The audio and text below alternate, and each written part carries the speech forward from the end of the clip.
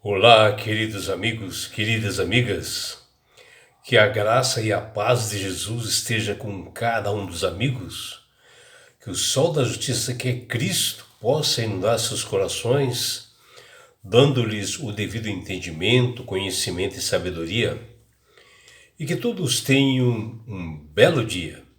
Vamos à lição? E hoje, quinta-feira, 2 de outubro de 2025, dentro desse novo trimestre, que é outubro, novembro, dezembro, a lição 1 de hoje, ela tem como título Próspero e Bem-Sucedido. Bom, meus amigos, nós estamos sim vivendo dias assim solenes e decisivos. Como nunca, a lei de Deus ela foi tão combatida, né, em todos os lugares. A lei foi espezinhada, né, e a palavra de Deus sendo atacada em todas as redes sociais, mídias, e por todos os lados, né? E vejam, na lição de hoje, do livro de Josué, capítulo 1, versículos 7 a 9, Deus diz ao seu jovem líder de Israel que se ele quisesse ter sucesso e prosperidade, e para que ele fosse assim bem sucedido, onde quer que ele fosse, ele deveria ter tudo segundo a lei de Deus, né? Segundo os seus mandamentos, como Moisés havia alertado para ele quando ele era jovem e era auxiliar de Moisés. E em Josué, capítulo 1, versículo 7 a 9, Gênesis, capítulo 24, 40, Isaías 53, 10 e Salmo 1 a 3, nós vemos aqui o que é o significado de prosperar e ser bem-sucedido. E assim, prosperar significa realizar coisas na presença de Deus, como Abraão fazia, e quando ele enviou o seu servo para procurar uma mulher para Isaac, ele disse que essa pessoa que fosse a esposa de Isaac, que ela fosse comprometida com Deus, que ela estivesse sempre na presença de Deus. E assim, uma pessoa próspera é aquilo que é guiar, é aquela pessoa assim que é guiada pelo Espírito Santo, né? Que contém sabedoria que vem do alto dos céus, e que essa pessoa tem sucesso. Uma pessoa que obedece à lei de Deus, a sua palavra, as Sagradas Escrituras, ela reflete a vontade e o querer de Deus, e ela passa a testemunhar as suas atitudes em outros lugares. E assim o termo hebraico de próspero, que é a palavra em hebraico que é tsalakach, que está lá no verso de Josué 1,8, significa realizar de maneira satisfatória aquilo que foi planejado ou vivenciado em um estado de circunstâncias favoráveis.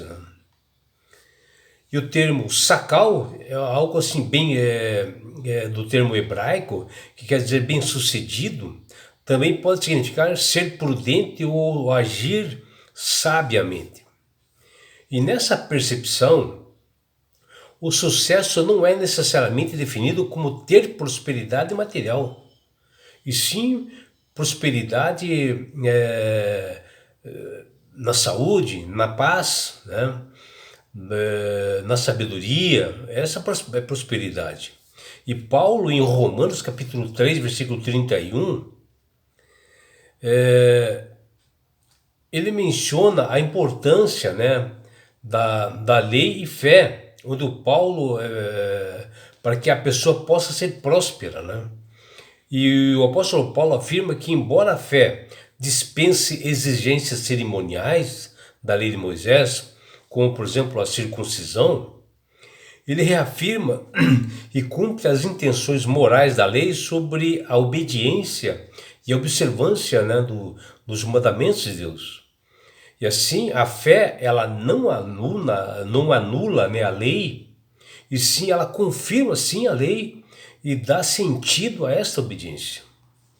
E os escritores do Antigo Testamento, né, eles tinham sim grande observância e respeito para com a lei de Deus, e eles consideravam a lei de Deus como uma fonte de prazer, como o próprio salmista diz lá no Salmo capítulo 1, versículo 2, no Salmo 119, versículo 70, no versículo 77 e versículo 174. Quando nós entendemos e utilizamos a lei corretamente, a lei devidamente, nós temos uma verdadeira compreensão mais profunda de nossa própria pecaminosidade, a nossa natureza pecaminosa, que o Paulo fala em Romanos 7,7, e nós sentimos a necessidade de um Salvador. Nós sentimos a necessidade da justiça de Cristo, que Paulo mesmo fala em Gálatas 3:24. E na lição de hoje, Deus fala com o seu servo e jovem Josué, para que ele tivesse cuidado de obedecer a lei, ter obediência e fazer tudo segundo a lei, ou seja, a observância dos mandamentos conforme Moisés havia dito para ele, e que ele não deveria se desviar nem para a direita e nem para a esquerda, para que ele fosse o quê? Bem-sucedido e próspero, que está lá em Josué 1:7. Mas segundo as Escrituras, prosperidade não tem nada a ver com o que algumas doutrinas falsas deste mundo pregam, como ter assim grandes bens, carros, mansões, residências enormes. Prosperidade bíblica, ela significa ter um bem-estar assim pessoal completo, né, que engloba a parte do equilíbrio emocional, físico e psicológico em todas as áreas que o ser humano atua. E a palavra próspero do hebraico tselakah, que aparece em Josué 1:8, significa realizar todas as coisas de maneira sábia, satisfatória, viver em estado de paz, de circunstâncias satisfatórias, que alcance êxito nas suas atividades. E conforme o dicionário Oxford, próspero é um adjetivo que remete a alguém que fez algo e tem sucesso interior, ou seja, na parte do intelecto, na paz, na saúde e nos estudos. Veja o que João diz lá no capítulo 1, versículos 2 e 3, que ele fala para nós. Olha o que ele diz lá. Amado, acima de tudo faço votos por sua prosperidade na saúde. Viu aqui? Assim como é próspero na tua alma. Bom, aqui quando ele está falando de prosperidade do nosso corpo, né, da alma, é o conjunto assim da matéria, de todos os membros, de tudo que constrói realmente o ser humano, e mais o fôlego de vida que dá os movimentos para nós, e que nós recebemos através desses dois pontos. Nós recebemos a alma vivente, ou seja, o homem passa a ser uma alma vivente quando ele é formado desse corpo que é feito do barro, dos elementos químicos, né? Que é formado a mente, o corpo do ser humano, mas o fôlego de vida. E assim a prosperidade é isto, né? De que adianta ter bens, uma conta recheada, mas viver assim numa família que não tem Deus, que não tem alegria, não observa os seus mandamentos, e essa família vive sem saúde e com aquela constante sensação de que sua vida não tem valor ou está vazia. Isso jamais é prosperidade, ter bens. É claro, tem bens que podem fazer algo de bom para você, mas tem pessoas que já exageram, se esquecem de Deus, o mais importante, que deve ser o primeiro lugar na nossa vida. O termo bem-sucedido que aparece em Josué 1:8, que do hebraico sakal, significa ser prudente ou agir com sabedoria.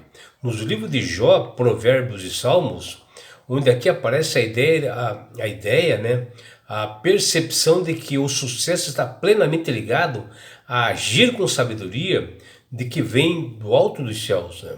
Onde nós devemos obedecer, temer a Deus. Isso ocorre na observância dos seus mandamentos, principalmente o quarto mandamento. É claro que uma pessoa que observa as leis divinas,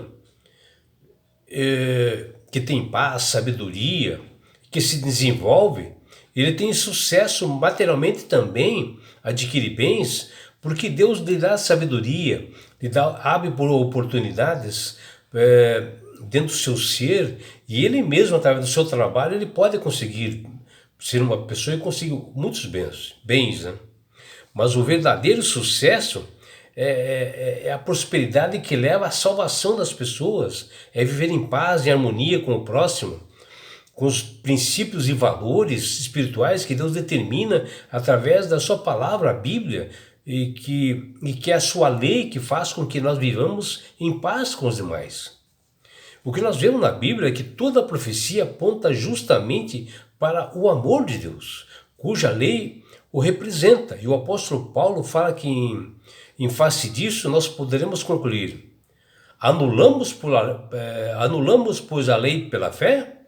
Não, de maneira nenhuma. Antes confirmamos a lei, que está lá em Romanos 3:31.